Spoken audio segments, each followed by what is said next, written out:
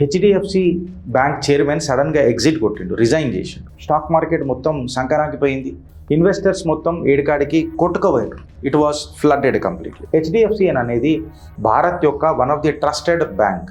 లక్షల కోట్ల రూపాయలు ఒకటేసారి భూస్థాపితం ఎందుకని, పాతాల లోకానికి ఎందుకు అయినాయి. చక్రవర్తి అటను చక్రవర్తి అని ఎవరైతున్నారో సడన్గా ఆయన రిజైన్ చేసి, నేను కొన్ని పనులు చేయలేను, అందుకే నేను అక్కడి నుంచి వెళ్ళిపోయినా. ఇన్ఫ్యాక్ట్ చెప్పాలనంటే మార్కెట్ మొత్తం రెడ్గా ఉండే, complete down trending arrow, lakhs of crores of rupees wipe out అయిపోయింది. ప్రాబ్లం ఏంటనంటే స్టాక్ ప్రైస్ల కంటే నమ్మకం అనేది చాలా కీలకంగా ఉంటుంది. హెచ్డిఎఫ్సి కొన్ని బాండ్స్ ఇష్యూ చేసిందట, which is called as AT1 bonds. నీ పెట్టే పెట్టుబడి నువ్వు రిటర్న్స్ తీసుకో, వెళ్ళిపో, ఎగ్జిట్ కొడతా అంటే కొట్టుకో, స్క్వేర్ ఆఫ్ చేసుకుంటా అంటే చేసుకో. సుమారు మార్కెట్లో 17 బిలియన్ల రూపాయలు గాయబైపోయింది. హెచ్డిఎఫ్సి నమ్మకాన్ని నమ్మింది, కాకపోతే రిస్క్ని దాచిపెట్టింది. HDFC limited plus HDFC bank ఏదైతే రెండు ఉన్నాయో ఈ రెండు మర్జర్ అయినాయి. ఈ బిగ్గెస్ట్ మర్జరు ఇన్వెస్టర్లకు బిగ్గెస్ట్ స్ట్రెస్ ఇచ్చింది. హెచ్డిఎఫ్సి ఇప్పటికీ స్ట్రాంగ్ ఉన్నది, లేదని అంటలేదు. బట్ ఈ రిపేర్ అనేది నమ్మకమైన రిపేర్ అని అంటాం, ఇది క్రిటికల్ ఉంటుంది బాగా. మేబీ నంబర్లు రికవర్ అయితేయచ్చు, బట్ నమ్మకం అనేది ఎంత జల్దీ రికవర్ అవుతుంది అనేది చూడాలి. హెచ్డిఎఫ్సి బౌన్స్ బ్యాక్ అవుతుందా అని అనేది చూడాలి. Gautam Model School, Sun City branch, admissions are open for 2026. No admission fee, free school uniform and also bus transportation available for nursery to 10th class. Hurry up. Address: Sun City branch opposite Kasturba Trust. Limited seats. Contact us now 8121573123 and 8977113123. నిన్ననో మొన్న అంటే Friday రోజు అని అనుకుంటా, HDFC bank chairman సడన్గా exit కొట్టిండు, resign చేసిండు. సడన్గా రిజైన్ చేసేసరికి ఏమైందనంటే కంప్లీట్గా ఒక కియాస్క్ అయిపోయింది. కియాస్క్ అయిపోగానే వీళ్ళుగా ఒక మొత్తం అతలాకుతలం, స్టాక్ మార్కెట్ మొత్తం సంకరాకిపోయింది. హెచ్డిఎఫ్సి షేర్స్ మొత్తం పడిపోయినాయి. ఇన్వెస్టర్స్ కాన్ఫిడెన్స్ పోయింది. కరెక్ట్గా చెప్పాలంటే ఒక అపనమ్మకం తయారైంది. ఇన్వెస్టర్స్ మొత్తం ఏడుకాడికి కొట్టుకోపోయారు. It was flooded completely. అసలు ఏం జరిగింది అని చెప్పి మాట్లాడితే రైటర్స్ వచ్చిన కథనేమే నేను తీసుకున్నాను. రైటర్స్లో March 30, 2026కి ఇది అప్డేట్ అయింది. మనం జర డిలే చేసినాం, మనకు వచ్చేసరికి లేట్ అయింది, ఎందుకంటే ఇది భారత్లో జరగలే. బట్ ఈ న్యూస్ బయటకు వచ్చేసరికి April 3 April 2 అయింది. మన దగ్గరికి రీచ్ కానీ ఇంకా జర లేట్ అయింది.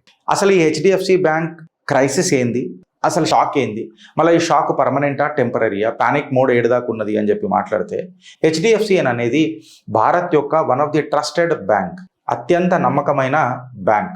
సడన్లీ ఇంత అపనమ్మకం ఎందుకు వచ్చింది అని చెప్పి మాట్లాడితే అసలు ఏది ప్యానిక్ ట్రిగ్గర్ చేసింది, what is that issue that triggered panic. లక్షల కోట్ల రూపాయలు ఒకటేసారి భూస్థాపితం ఎందుకని, పాతాల లోకానికి ఎందుకు అయినాయి. అంత స్ట్రాంగ్ బ్యాంకు అంత అపనమ్మకం అంటే దాని నమ్మకం వీక్ ఎందుకు అయింది.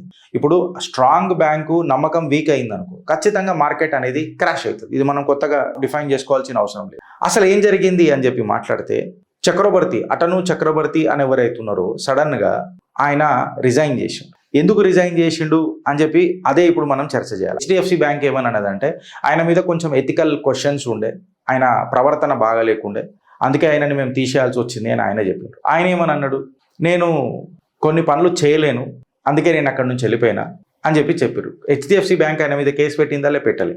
సో ఎథిక్స్ వర్సెస్ రియాలిటీ ఈ డిబేట్లా మళ్ళా అటాను చక్రవర్తి ఎవరైతే ఉన్నారో ఆయన ఏ లెవెల్లో ఉన్నాడు, రియాలిటీ ఏంది, ఆయన మీద నిజంగానే ఎథిక్స్ కమిటీ ఏమైనా కిరికిరి చేసిందా అనేది ఒకటి చూద్దాం. సడన్గా ఈ చక్రవర్తి అనే చైర్మన్ ఎందుకు రిజైన్ చేయాల్సి వచ్చింది, ఆయన హెచ్డిఎఫ్సితో నాకు మిస్అలైన్మెంట్ అవుతున్నది, మాకు సెట్ అవుతలేదు అని ఎందుకు చెప్పిండు. అండ్ మోర్ ఓవర్ హెచ్డిఎఫ్సి కూడా ఏదైతే ఎథిక్స్ అని చెప్పిందో అలా డీటెయిల్స్ ఏం షేర్ చేయలే, పేర్లు ఏం షేర్ చేయలే. కంప్లీట్గా ఈ అపనమ్మకం, ఈ కంప్లీట్ మిస్ఇన్ఫర్మేషన్ అని అంటారు కదా, హాఫ్ ట్రూత్ అని అంటారు కదా, సగం నిజాలు అని అంటారు కదా, లేకపోతే సత్య దూరపు మాటలు అని అంటారు కదా, ఇవి ఏం చేసినాయి మార్కెట్లో అని అంటే కంప్లీట్గా ఒక ఫియర్ క్రియేట్ చేసినాయి. మళ్ళీ ఈ రెసిగ్నేషన్ లెటరు, ఇంటర్వ్యూ, కాంట్రడిక్షన్, ఇది కంప్లీట్గా ఏంది అని చెప్పి మాట్లాడితే ఎప్పుడైతే లీడర్షిప్ అడ్డగోలుగా మాట్లాడతారో ప్యానిక్ అనేది బాగా భారీ ఎత్తున మనకి వినిపిస్తుంది.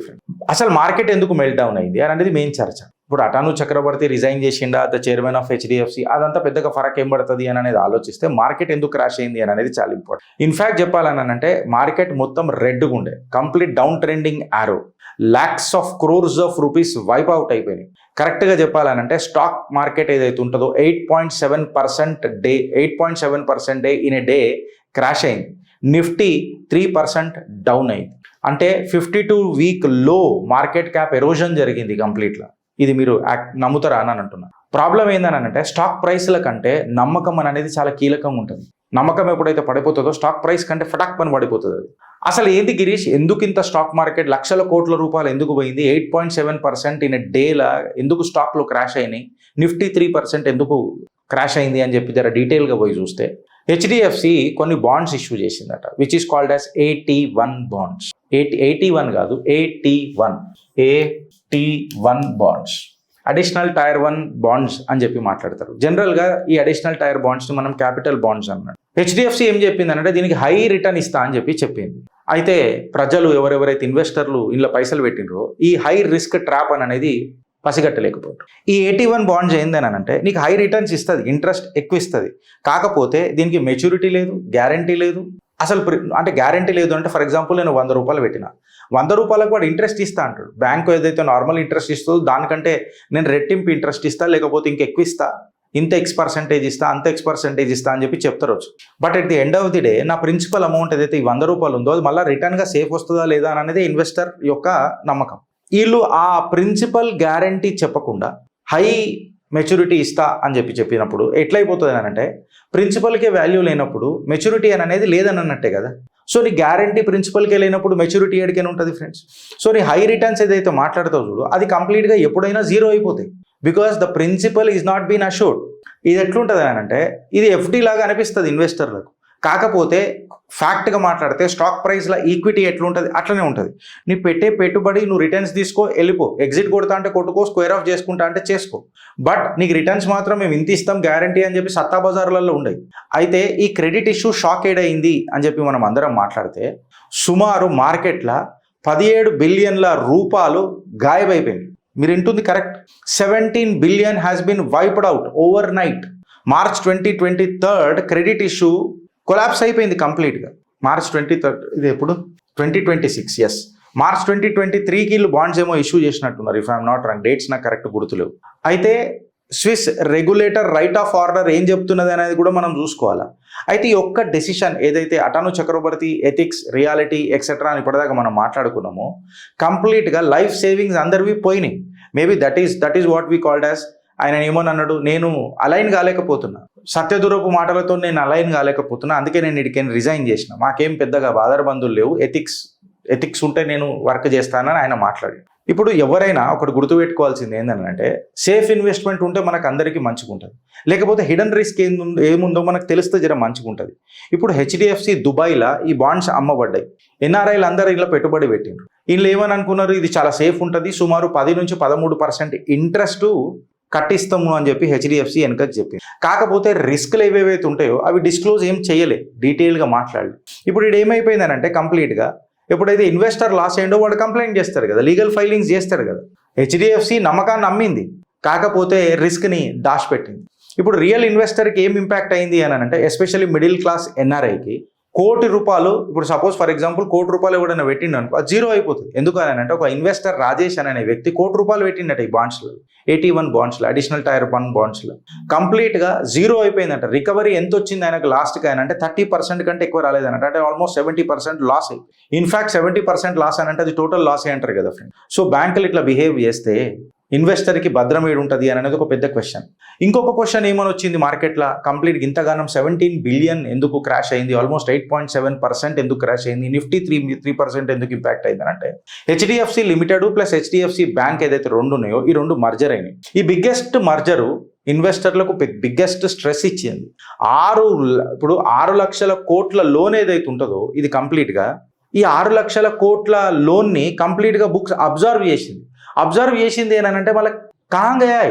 ఈ అబ్జర్వన్ అనేది ఏడికనో ఒకసారి తీసుకోవాలి కదా.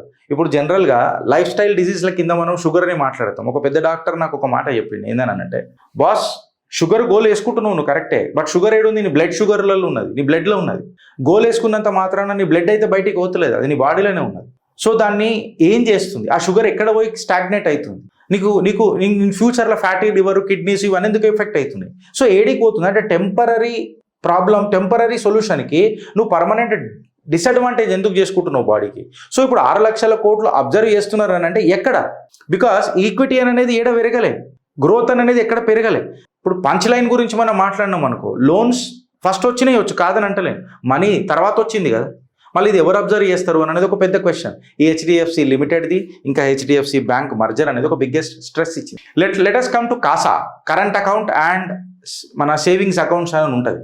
దీనికి కాసాకు ఇంకా ఎఫ్డి అకౌంట్కి తేడా అయింది అని చెప్పి మనం మాట్లాడితే, జనరలీ కాసా అని అనేది current account and savings account అని అనేది చీప్ మనీ అని అనమాట. ఇప్పుడు ఫర్ ఎగ్జాంపుల్ కరెంట్ అకౌంట్ అంటే మన అందరికీ తెలుసు కదా, బిజినెస్ రిలేటెడ్లో మనం కరెంట్ అకౌంట్ మెయింటైన్ చేస్తాం. సేవింగ్స్ అకౌంట్ అంటే జనరల్గా మనం సేవింగ్స్, ఇప్పుడు మన శాలరీ అకౌంట్స్ ఇవన్నీ సేవింగ్స్ అకౌంట్స్ అని అంటారు. బ్యాంక్స్ ఈ రెండింటిని ప్రిఫర్ చేస్తాయి, ఎందుకంటే వాళ్ళకి చీప్ మనీ, రొటేషన్కి ఈజీ ఉంటుంది కరెంట్ అకౌంట్ కానీ సేవింగ్స్ అకౌంట్ కానీ. అయితే ఇది ఏమైంది అని చెప్పి మాట్లాడితే, ఎఫ్డి ఏముంటుంది అని అంటే అది ఎక్స్పెన్సివ్ ఫండ్స్, ఫిక్స్డ్ డిపాజిట్, అందులో అష్యూర్డ్ ఉంటుంది, ఇన్ని సంవత్సరాల తర్వాత డబుల్ అవుతుంది, ఇన్ని సంవత్సరాల తర్వాత ఇది ఇట్లా అవుతుంది అని. అది చీప్ మనీ ఫండ్స్ కిందికి రాదు, ఫిక్స్డ్ డిపాజిట్ ఎప్పుడు రాదు. సో ఇప్పుడు మర్జర్ తర్వాత ఏమైంది గిరీష్ అని చెప్పి మాట్లాడితే, వీళ్ళ డిపెండెన్స్ ఆన్ డిపాజిట్స్ ఏదైతే ఉంటుందో చూడు, ఎస్పెషల్లీ ఆన్ కాస్ట్లీ డిపాజిట్స్ అనేది పెరిగిపోతుంది, ఖచ్చితంగా పెరిగిపోతుంది. ఇప్పుడు ఇంధనం అనేది పోయింది వీళ్ళకు, ఏదైతే పైసా రొటేట్ చేద్దామని అంటారు, పైసా రొటేట్ చేసుడు పోయింది అని అంటే దీన్ని నెట్ ఇంట్రెస్ట్ మార్జిన్స్ అని అంటారు. నెట్ ఇంట్రెస్ట్ మార్జిన్లు క్రాష్ అయినాయి హెచ్డిఎఫ్సివి. ఎట్లా క్రాష్ అయినాయి? కోర్ ప్రాఫిట్ అనేది హిట్ అయ్యింది. ఎట్లా 4.1% నుంచి ఆల్మోస్ట్ 3%కి పడిపోయింది. అంటే కాస్ట్ ఆఫ్ ఫండ్స్ ఇంక్రీజ్ అయినట్టే కదా. లోన్ ఈల్డ్స్ అని అనేటివి, ఇప్పుడు లోన్ల నుంచి వచ్చే పైసలు అనేటివి కంప్లీట్గా డిక్రీజ్ అయిపోయినట్టే కదా, బికాస్ కంప్లీట్గా నెట్ మార్జినే పోయింది, నీకు ఇంట్రెస్ట్ మార్జినే పోయింది. నువ్వు నెట్ ఇంట్రెస్ట్ మార్జిన్ ఎట్లా రకంగా క్యాలిక్యులేట్ చేస్తావు అని అంటే, నీ అసెట్ ఇంట్రెస్ట్ ఏవైతే ఉంటాయో చూడు, అంటే నువ్వు ఎర్న్ చేసిన అసెట్ ఇంట్రెస్ట్లు, దాన్ని ఇంట్రెస్ట్ పెయిడ్ తీసేసిన తర్వాత టోటల్ అసెట్స్ నుంచి నువ్వు డివైడ్ చేయాలి. అంటే అసెట్ ఇంట్రెస్ట్ ఏవైతే ఉంటాయో, interest earned minus interest paid by total assets, ఇదేం చేస్తుంది అంటే నీకు నిమ్ ఇస్తుంది, అంటే నెట్ ఇంట్రెస్ట్ మార్జిన్ ఇస్తుంది. ఇప్పుడైతే ఇదే దెబ్బతిన్నదో ఇది కంప్లీట్గా ఏమైపోతుంది నువ్వు అంటే, bank earns 10% on loans for example అనుకుందాం, బ్యాంకు 10% లోన్ల మీద ఎర్న్ చేసుకుందని అనుకుందాం. అప్పుడు ఏం చేస్తుంది బ్యాంకు?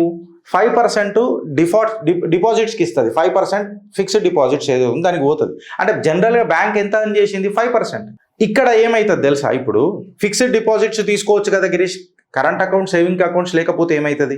కాసా లేక ఫిక్స్డ్ డిపాజిట్స్ తీసుకోవచ్చు కదా అని అంటే, ఫిక్స్డ్ డిపాజిట్స్లలో రిటర్న్ అనేది గట్టిగా ఉంటుంది. ఎట్లా అని అంటే, దీన్నే మనము క్యాష్ రిజర్వ్ రేషియో అని అంటాం. జాగ్రత్తగా వినుర్రి, మీ కాంపిటేటివ్ ఎగ్జామ్లలో చాలా మనకు వస్తుంది. వ్యూస్ ఎన్ని వస్తాయో నాకు తెలియదు, ఇది గంట కూడా పోదని నాకు తెలుసు. క్యాష్ రిజర్వ్ రేషియో అని ఒకటి అంటారు, దాన్ని సిఆర్ఆర్ అని అంటాం. దాన్నే ఇంకొకటి ఎస్ఎల్ఆర్ అని అంటాం, అంటే స్టేట్యూటరీ లిక్విడ్ రేషియో అని అంటాం.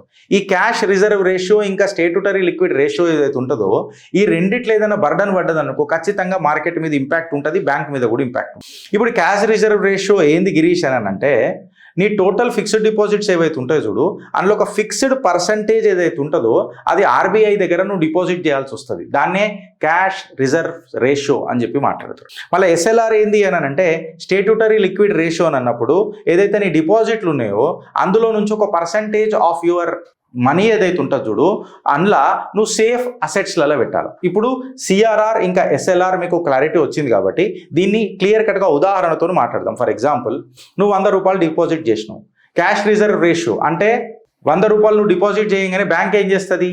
3% సిఆర్ఆర్ అని అనుకుందాం. అంటే నీ 100 రూపాయలలో 3 రూపాయలు ఆర్బీఐ దగ్గర డిపాజిట్ చేయాల్సి వస్తుంది. మీకు అర్థమవుతుంది కదా. ఇప్పుడు ఎస్ఎల్ఆర్ 18% ఉందనుకుందాం. ఇది ఎక్కడ ఇన్వెస్ట్ చేయాలా? బ్యాంక్ కోడ్ హెచ్డిఎఫ్సి ఓడు ఆర్ వేరే బ్యాంక్ ఏదైనా వాడు సేఫ్ అసెట్స్లలో పెట్టాలా. సేఫ్ అసెట్స్ ఏవే ఉంటాయి? గవర్నమెంట్ బాండ్స్, గోల్డ్, లేకపోతే అప్రూవ్డ్ సెక్యూరిటీస్లలో ఉంటాయి. ఫర్ ఎగ్జాంపుల్, ఈ ఎస్ఎల్ఆర్ అంటే స్టేట్యూటరీ లిక్విడ్ రేషియో ఏదైతే 18% ఉందనుకో, నేను ఫిక్స్డ్ డిపాజిట్ 100 రూపాయలు పెట్టింది అనుకో, ఇప్పుడు ఫిక్స్డ్ అసెట్స్లలో అంటే సెక్యూర్డ్ అసెట్స్లలో ఎన్ని పైసలు పెట్టాలా? 18 రూపాయలు పెట్టాలా. అప్పుడు బ్యాంకులకు పైసలు ఏడ మిగులుతాయి అంటే, ఇప్పుడు దీనివల్ల రిజర్వ్ రేషియో వల్ల ఇంకా స్టేట్యూటరీ లిక్విడ్ రేషియో వల్ల సుమారు 21% ఆఫ్ ది క్యాపిటల్ అనేది లాక్ అయిపోయింది హెచ్డిఎఫ్సికి. 21% నీది సిఆర్ఆర్ ఎస్ఎల్ఆర్లో లాక్ అయిపోయిందని అంటే ఇక నీకు ఖచ్చితంగా రెస్ట్రిక్షన్ అయినట్టే కదా. మనీ అనేది యూజబుల్ కాదు కదా, నీకు దెబ్బ పడుతుంది. అయితే ఇక్కడ ఇంకొకటి ఏం ఇప్పుడు నేను నెట్ ఇంట్రెస్ట్ మార్జిన్ అని చెప్పిన, దాని తర్వాత సిఆర్ఆర్ ఇంకా ఎస్ఎల్ఆర్ అని చెప్పిన. ఇప్పుడు లోన్ టు డిపాజిట్ క్రైసిస్ గురించి మాట్లాడదాం. లోన్ టు డిపాజిట్ క్రైసిస్ గురించి మాట్లాడతాము అని అంటే, ఫర్ ఎగ్జాంపుల్ నా దగ్గర 100 రూపాయలు ఉన్నాయని అనుకుందాం. నేను అందరం కలిసి ఇప్పుడు లోన్లు ఎల్లకైనా ఇస్తారని చెప్పినాం మనం. కరెంట్ అకౌంట్, సేవింగ్ అకౌంట్స్ల నుంచే లోన్స్ ఇస్తాం, ఇండ్ల నుంచే లోన్స్ ఇస్తాం. ఫిక్స్డ్ డిపాజిట్మెంట్స్ నుంచి ఇయ్యం, ఎందుకనంటే అందులో నుంచి ఒక ఫిక్స్డ్ పర్సెంటేజ్ అసెట్స్లకు పెట్టాలి, ఒక ఫిక్స్డ్ పర్సెంటేజ్ ఆర్బీఐ దగ్గర డిపాజిట్ చేయాలి. సో అది ఈజీ రిటర్న్ కాదు. అందులో నుంచి మనం తీసుకున్నా అందులో నుంచి మళ్ళీ నీ ప్రాఫిట్ అనేది ఏ రకంగా ఉంటుంది అనేది మనము అందులో క్యాలిక్యులేట్ చేసుకున్నాం. 5% ఆఫ్ ప్రాఫిట్ అనేది ఎట్లా షేర్ అవుతుంది 10% అక్కడ లోన్ ఇస్తే. ఇప్పుడు లోన్ టు డిపాజిట్ క్రైసిస్ ఏమైంది అని అంటే, ఫర్ ఎగ్జాంపుల్ నీ దగ్గర 100 రూపాయల డిపాజిట్ అయిందని అనుకో, బ్యాంకు 110 రూపాయల లోన్లు ఇచ్చింది అనుకో, మళ్ళీ 10 రూపాయలు అనేది ఎట్లా బర్డన్ అవుతుంది? ఇన్ఫ్యాక్ట్ ఆర్థిక నిపుణులు ఏమని మాట్లాడుతున్నారంటే 98% ఆఫ్ ది ఫిక్స్డ్ డిపాజిట్ నువ్వు లోన్ ఇచ్చినా, అంటే 100 రూపాయలకు 98.5 రూపాయలు నువ్వు లోన్ ఇచ్చినా అది కూడా చాలా పీక్ ఉంటుంది, చాలా స్ట్రెస్ఫుల్ ఉంటుంది అని చెప్పి మాట్లాడుతున్నారు. అంటే నువ్వు మోర్ లోన్స్ ఇచ్చినావు అనుకో, మనీ కంటే ఎక్కువ, ప్రెషర్ కుక్కర్లో బ్యాంక్ నడిపినట్టే కదా. ఎప్పుడు నువ్వు ప్రెషర్ కుక్కర్లోనే ఉండాలంటే బ్యాంక్ అనేది కరెక్ట్గా నడుస్తుందా ఫ్రెండ్స్ అనేది నువ్వు ఒకసారి అర్థం చేసుకో. సో ఈ ట్రిపుల్ క్రైసిస్ సమ్మరీ ఎన్ఐఎం, నీ CRR plus SLR impact and నీ లోన్ టు డిపాజిట్ క్రైసిస్ ఏదైతే ఉంది చూడు, ఈ 3 లేయర్ల రిస్క్ హెచ్డిఎఫ్సిని కొలాప్స్ పిరమిడ్ వైపు తీసుకొని వెళ్ళిపోయింది. ఈడ నమ్మకము పోయింది, ప్రాఫిట్ పోయింది. ఇన్ఫాక్ట్ చెప్పాలంటే హెచ్డిఎఫ్సి దగ్గర ఉన్న లిక్విడిటీ కూడా సంకనాకపోయింది. ఇలా 81 బాండ్స్ అనేది మేబీ ట్రస్ట్ డెఫిషియట్ ఉండొచ్చు, నెట్ ఇంట్రెస్ట్ మార్జిన్లు కంప్రెషన్ అయినాయొచ్చు, లిక్విడిటీ ప్రెషర్ అనేది రైజ్ అవుతున్నదొచ్చు. అయితే 3 క్రాకులు ఒక్క ఫౌండేషన్ మీద పడ్డది అని అంటే జస్ట్ ఇమాజిన్ చేసుకోరు. బ్యాంకే నిలబడ్డది ఒక ఫౌండేషన్ మీద, ఆ ఒక్కటే ఫౌండేషన్కి 3 జగల క్రాకులు వచ్చినాయి, కింద మీద బేస్మెంట్లు. అప్పుడు ఏమవుతుందో ఒకసారి చూడు. గవర్నెన్స్ అనేది కన్ఫ్యూజన్ కాదా? మళ్ళీ ఇప్పుడు ఇది ఎథిక్స్ ఇష్యూవా కాదా దేవుడు ఎరుగు. బట్ రెసిగ్నేషన్ అనేది ఒక ఇష్యూవే కదా. కాకపోతే హెచ్డిఎఫ్సి బ్యాంక్ కూడా ఏ wrong doing or criminal intent or mens rea ఏం కూడా ప్రూవ్ చేయలేకపోయింది కదా. ఈ మిక్స్డ్ సిగ్నల్స్ మ్యాక్సిమం డ్యామేజ్ చేసినాయి మార్కెట్, చేస్తాయి కూడా. ఎందుకంటే బ్యాంకులు మొత్తం నమ్మకం మీద నడుస్తాయి. ఇప్పుడు నమ్మకమే పోయిందనుకో, డిపాజిట్స్ పోతాయి. నీ డిపాజిట్స్ పోయినాయి అనుకో, సిస్టమ్ షేక్ అవుతుందా కాదా? So that is the reason market మొత్తం 8.7% క్రాష్ అయింది, నిఫ్టీ 30% క్రాష్ అయింది. హెచ్డిఎఫ్సి ఇప్పటికీ స్ట్రాంగ్ ఉన్నది, లేదని అంటలేను. బట్ ఈ రిపేర్ అనేది నమ్మకమైన రిపేర్ అని అంటాం చూడు, ట్రస్ట్ డెఫిషియట్ అని అంటాం చూడు, ట్రస్ట్ రిపేర్ అని అంటాం చూడు, ఇది క్రిటికల్ ఉంటుంది బాగా. మేబీ నంబర్లు రికవర్ అయితేయచ్చు, బట్ నమ్మకం అనేది ఎంత జల్దీ రికవర్ అవుతుంది అనేది చూడాలి. హెచ్డిఎఫ్సి బౌన్స్ బ్యాక్ అవుతుందా అనేది చూడాలి. ఇది మళ్ళీ టెంపరీ ప్యానికా లేకపోతే కంప్లీట్గా స్ట్రక్చరల్ వార్నింగా అని అనేది చూడాలి. నెక్స్ట్ ఒక 12 నెలలు నిజంగా చెప్పాలనంటే హెచ్డిఎఫ్సి యొక్క లెగసీని డిసైడ్ చేస్తే ఫ్రెండ్స్, ఇది ఏడాదాకా దారితీస్తుందో మనకు తెలియదు. కానీ 17 బిలియన్ స్కామ్ అనేది పొరగల మజాక్ కాదు. హెచ్డిఎఫ్సి ట్రస్ట్ అనేది ఇలా క్రాక్ అయిందని అనేది ఇగ్నోర్ చేసే విషయము కాదు. నాకు తెలిసి మీకు కంప్లీట్గా అర్థమైంది అనుకుంటే కొంచెం డీటెయిల్గా పోయినా. భారత్ మాతాకి జై.